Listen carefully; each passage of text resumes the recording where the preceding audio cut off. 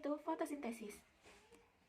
Menurut KBBI, fotosintesis adalah pemanfaatan energi cahaya matahari oleh tumbuhan berhijau daun atau bakteri untuk mengubah karbon dioksida dan air menjadi karbohidrat. Fotosintesis merupakan proses reaksi kimia yang terjadi pada tumbuhan. Proses ini mengubah sinar matahari menjadi makanan atau energi bagi tumbuhan. Tumbuhan hijau membutuhkan sinar matahari untuk dapat melakukan proses ini sehingga kebutuhan nutrisinya terpenuhi. Tumbuhan hijau dikategorikan sebagai organisme autotrof, yakni organisme yang dapat membuat makanannya sendiri. Selain yang mengandung zat hijau daun, ada juga makhluk hidup yang berfotosintesis, yaitu alga dan beberapa jenis bakteri dengan menggunakan zat hara, karbon dioksida, dan air serta dibutuhkan bantuan energi cahaya matahari. Tumbuhan hijau membuat makanan sendiri melalui proses biokimia pada klorofil dengan bantuan cahaya matahari. Klorofil atau disebut juga zat hijau daun adalah zat penghijau tumbuhan yang berperan penting dalam proses fotosintesis. Pada tumbuhan hijau terdapat klorofil yang memiliki fungsi untuk menangkap sinar matahari, kemudian dikonversi menjadi energi kimia yang terikat dalam molekul karbohidrat. Pada proses ini, energi cahaya matahari bereaksi dengan 6 molekul karbon dioksida serta 6 molekul air yang nantinya menghasilkan molekul glukosa dan 6 molekul oksigen. Proses fotosintesis. Proses ini berawal dari karbon dioksida CO2 yang diambil oleh mulut daun pada malam hari, kemudian air diambil dari dalam tanah menggunakan akar tanaman. Air dalam tanah dibuat oleh suatu sistem transportasi pada tumbuhan melalui silam dan floem. Ketika cahaya matahari muncul, zat klorofil pada daun akan menyerap cahaya tersebut sebagai energi utama dalam pembuatan glukosa. Reaksi fotosintesis. Proses ini berfokus pada klorofil yang membutuhkan cahaya matahari untuk membuat glukosa, sehingga proses pembuatannya acap kali terjadi pada pagi dan siang hari. Namun, ternyata terdapat proses pembuatan makanan pada tumbuhan yang tidak menggunakan cahaya.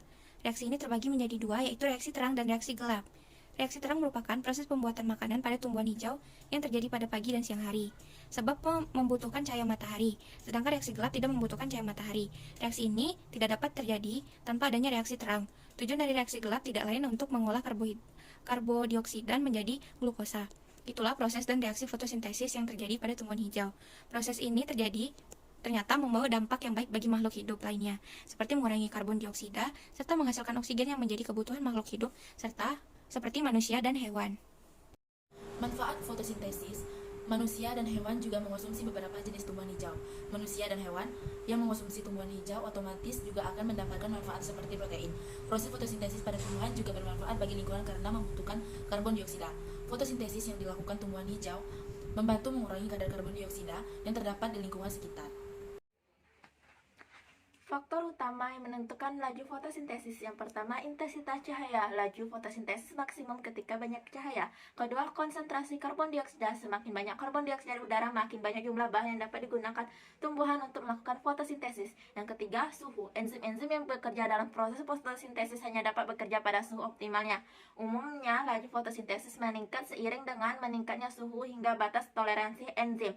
Keempat, kadar air. Kekurangan air atau kekeringan menyebabkan stomata menghambat penyerapan karbon dioksida sehingga mengurangi laju fotosintesis. Yang kelima, karbon fotosintat atau hasil fotosintesis. Jika kadar fotosintat seperti karbohidrat berkurang, laju fotosintesis akan naik. Bila kadar fotosintat bertambah atau bahkan sampai jenuh, laju fotosintesis akan berkurang. Keenam, tahap pertumbuhan. Penelitian menunjukkan bahwa laju fotosintesis jauh lebih tinggi pada tumbuhan yang sedang berkecambah ketimbang tumbuhan dewasa. Hal ini mungkin dikarenakan tumbuhan berkecambah memerlukan lebih banyak energi dan makanan untuk tumbuh.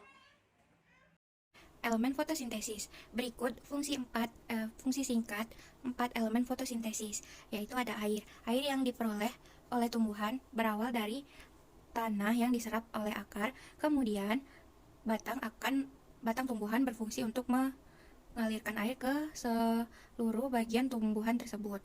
2. Karbon dioksida. Sama halnya seperti manusia, ketika bernafas, oksigen yang dihirup ketika dibuang akan menghasilkan karbon dioksida. Jika manusia bernapas melalui hidung, tumbuhan juga memiliki alat pernafasan yang disebut dengan stomata. Stomata bertugas untuk menyerap karbon dioksida dari udara.